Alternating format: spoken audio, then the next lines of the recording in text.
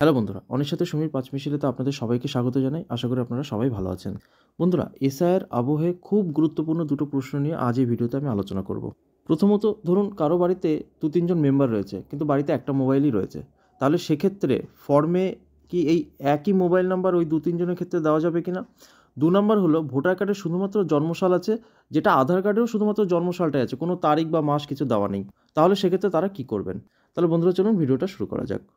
বন্ধুরা, প্রথম প্রশ্নের উত্তর হলো যে একই মোবাইল নাম্বার কিন্তু আপনারা ২-৩ জনের ক্ষেত্রে ব্যবহার করতে পারবেন।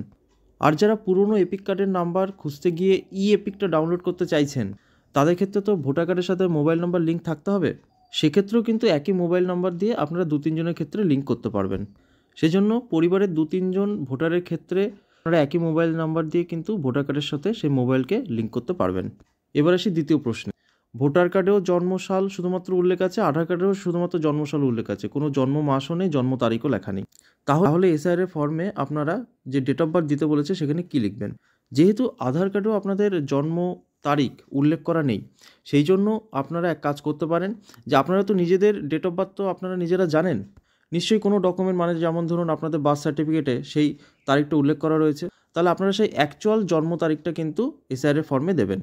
তবে এক্ষেত্রে মনে রাখবেন যে একটা ডকুমেন্ট কিন্তু আপনাদের কাছে থাকতেই হবে যেখানে এই জন্ম তারিখটা উল্লেখ করা থাকবে। যেমন সেটা ধরুন মাধ্যমিকের সার্টিফিকেটও হতে পারে, উচ্চ মাধ্যমিক। বলি যাদের কাছে কোনো ডকুমেন্ট নেই তারা কি করবেন? বন্ধুরা, আমি যদি এখানে একটা উদাহরণ হিসাবে দেখি, দেখুন এখানে লেখা আছে ১-১-২০০৫-এ ২৪ বছর বয়স।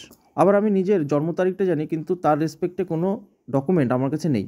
তাহলে সেক্ষেত্রে আপাতত আপনি এই ১-১-২০০৫ থেকে সেই ২৪ বছরটাকে বিয়োগ দিয়ে ১-১-১৯৮১ করে দেবেন। আপাতত এই জন্ম তারিখটা দিয়েই আপনার এসআইআর এর কাজটা মিটে যাক। তারপরে গিয়ে আপনার মনে হলে আপনি ভোটার কার্ড বা আধার কার্ডে আপনার জন্ম তারিখটা চেঞ্জ করে নিতে পারবেন। তাহলে বন্ধুরা, আশা করি আপনাদেরকে আমি সঠিক তথ্য দিয়ে সাহায্য করতে পারলাম। যদি আপনারা আমার এই ভিডিওর মাধ্যমে একটু উপকৃত হয়ে থাকেন, তাহলে অবশ্যই আমার এই চ্যানেলটিকে সাবস্ক্রাইব করবেন এবং এই ভিডিওটাকে অবশ্যই লাইক এবং শেয়ার করবেন, যাতে করে আপনার মতন আরও অনেক মানুষ উপকৃত হন। তাহলে বন্ধুরা, আজকের মতন টাটা।